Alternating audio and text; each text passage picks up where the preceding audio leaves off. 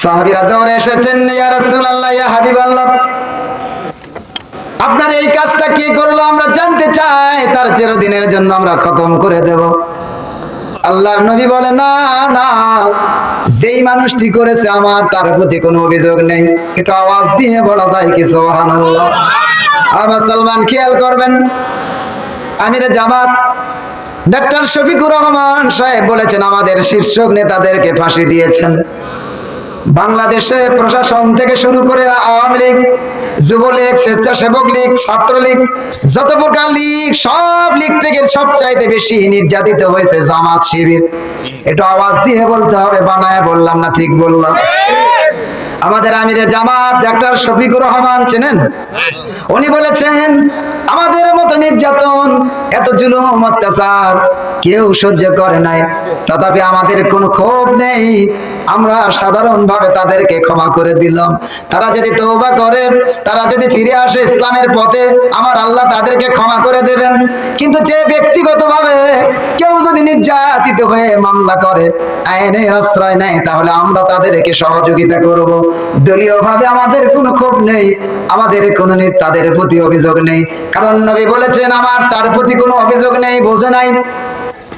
আমার কোনো অভিযোগ নেই।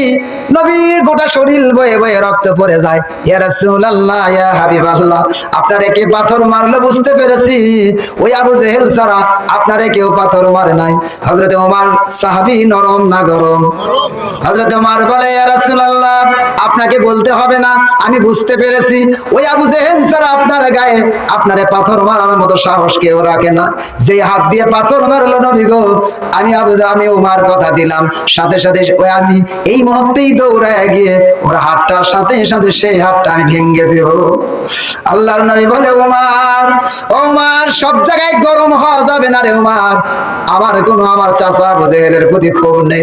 যতদিন বেঁচে থাকবো রে ওমর, ততদিন পর্যন্ত আমি আমার আবু জেহেলের কাছে দ্বীনের দাওয়াত নিয়ে যাব।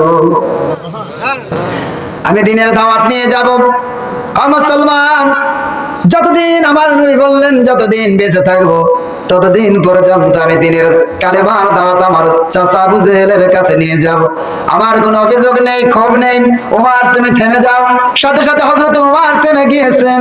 আজকে গোটা বাংলার জমিনের দিকে তাকান, আলেম ওলামাদের প্রতি যত নির্যাতন, জুলুম, অত্যাচার আর মামলা হামলা মোকদ্দমা, 16টা বছর আমরা স্বাভাবিকভাবে বাড়িতে ঘুমাইতে পারি না। মুসলমান যারা ভুক্তভোগী নয় তাদেরকে বোঝানো যাবে না। আমি নিজে বাস্তবতার প্রমাণ। 5ই আগস্টের দ্বিতীয়বারের মতো স্বাধীন হলো, আগস্টের 4 তারিখ পর্যন্ত আমি নিজেও বাড়িতে থাকতে পারি নাই। গোটা দেশ কারফিউ জারি হয়ে গেল। কোথায় কেউ বাড়াইতে পারে না, শুধু বাড়াইতে পারে তারাই যারা ক্ষমতায়। বিএনপি জামাতের লোকেরা রাস্তাঘাটে বের হতে পারে না, বিশেষ করে হুজুর তো বের হতে পারবে না। হুজুর বের হলে ওদের মাথা গরম হয়ে যায়, কারণ হুজুরদের কথায় এমন আল্লাহ তাআলা রস দিয়েছেন, মায়া দিয়েছেন, মুহূর্তের ভিতরে 10টা লোক সাথে সাথে হুজুরের পক্ষে হয়ে যায়। এজন্য সবাই যদি বাড়াতে পারে, হুজুররা বাড়াইতে পারবে না। এমন ভাবে জীবন যাপন করলাম, মানুষেরা আলুর ফসল করে, ওই আলুর জমিতে পর্যন্ত অসংখ্য দিন রাতে জীবন যাপন করলাম। যেখানে পাই সেখান থেকে নিয়ে যায়, তাও বারবার একাধিকবার জেলখানায় চলে গেলাম। পুলিশকে জিজ্ঞেস করা হয় কেন নিয়ে এসেছেন, অপরাধ কি? বলে আমরা জানি না, ওপরের নির্দেশ।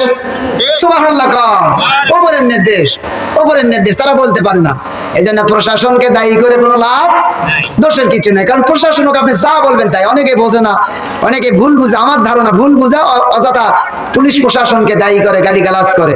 প্রশাসন যখন যারাই ক্ষমতায় থাকে, ওই ক্ষমতাধারীরা যা বলে তাই শুনতে বাধ্য। আমি এই জন্য চিন্তা করি, আল্লাহ, এটা কি একটা চাকরি, এটা কি এমন একটা চাকরি, যারাই যখন ক্ষমতায় তখন তাদের কথা শোনা লাগে।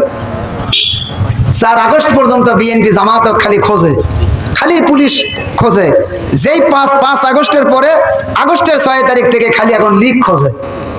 কথা কয় না রে, কথা বোঝেন না? মানে আগস্টের 4 তারিখ পর্যন্ত খোঁজে কার কারণ, জামাত বিএনপি কোথায় আছে খালি সেগুলো খোঁজে। যেই 5 তারিখ, আগস্টের 5 তারিখে দ্বিতীয়বারের মতো স্বাধীন হলো, আগস্টের 6 তারিখ থেকে এখন প্রশাসনের লোকেরা খোঁজে কাকে? খালি এখন ওই লীগ, যত প্রকার লীগ আছে তাদেরকে এখন খুঁজতেছে। তার মানে প্রশাসন এইটাই, এই প্রশাসন, এই পুলিশ, এরাই সব, কিন্তু খালি সময়ের ব্যবধানে তার মানে ওই যে কালো মেঘ ছিল মনে হয় সব চুরমার করে ফেলে দেবে। আকাশ পরিষ্কার হয়ে গেল, আবার নতুন করে রোদ উঠে গেছে। আপনার যে ধান তাড়াহুড়ো করে উঠাইছেন অর্ধেক ভিজে গেল, অর্ধেক শুকনো থাকলো, কিছুক্ষণ পরে দেখবেন রোদ উঠে ওই ধান ওই দিনে শুকিয়ে বিকেল বেলা আবার মেলে নিয়ে যায় ভাঙ্গাও হলো। কথা কয় না রে, এটা বোঝেন না আপনারা? একে বেকায়দায় পড়েন নে, খালি রোদে ধান দেবেন, আকাশ কালো মেঘ করছে, মনে হয় ধান বাঁচে না, গোটা ভাগ ভাগির সব মানুষের এসে কিন্তু ধান তুলে দেয়, দেয় না? ও বউ বাঁচাবো হয়ে গিয়ে কি কাকি করে ডাকিচ্ছে, চাষি ভাবি করছে, ভাবি চাষি করছে, তাড়াহুড়া করে খালি ধানগুলো তুলে, তাও অর্ধেক গেছে ভিজে। কিছুক্ষণ পরে দেখবেন আবার রোদ উঠে ওই ধান আবার বিছায় দিয়ে রোদে দিয়ে শুকায় দিয়ে খাড়ায় গোয়াল মেলে দিয়ে যে আবার ভাঙে নিয়ে আসতেছে। তার মানে এই হুকুমটা কার? আবহাওয়ার পরিবর্তনের ক্ষমতা কার? আল্লাহ। আসেন আমি আপনাদের সামনে আলোচনা করতে চাই। তেলাওয়াত করেছি সূরা আরাফ 179 নম্বর আয়াত। পৃথিবীতে এই গোটা সমাজে আপনি দেখবেন এক শ্রেণীর মানুষ পাবেন, ওদেরকে আপনি যতই আপনি ওয়াজ শুনান কাজে হয়, কাজ লাগে না, কোনো উপকার নেই, কোনো তাদের পরিবর্তন নেই। আগের যুগে আমি ছোটবেলা দেখেছি ওই চুলাতে মা বোনেরা যখন ওই চুলা আগুন যদি হঠাৎ করে নিভে যায়, ওইটা জ্বলানোর জন্য একটা কিন্তু এরকম করে ফুসঙ্গা ব্যবহার করতো, দেখেন নাই? চঙ্গাই তো, কিন্তু ওটা কিন্তু মূলত ওর নাম ফুসঙ্গা, কারণ ফু এই দিক দিয়ে দেবেন ওই দিক দিয়ে বের হবে, আর ওই বাতাসে যে ওই আগুনটা জ্বালায় উঠবে। এগুলো এখন কোথায় পাবেন? এখন বাড়ি বাড়ি গ্যাসের ছিল খালি কট্টস, কথা কয় না রে?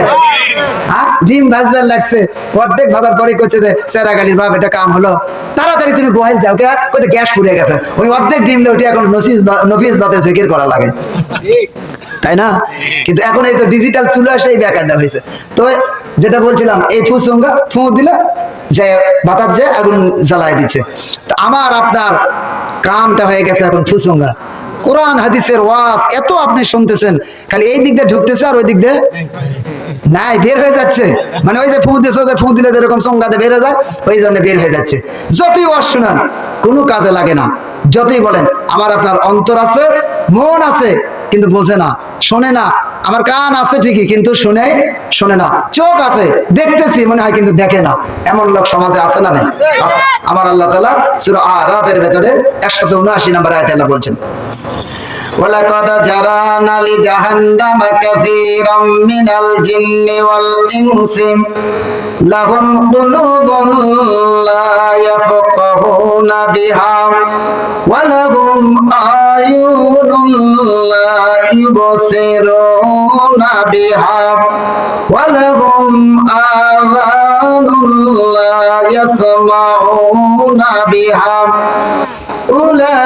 উলাইকা কাল আনআম বাল হুম আদাল উলাইকা হুমুল গাফিলুন।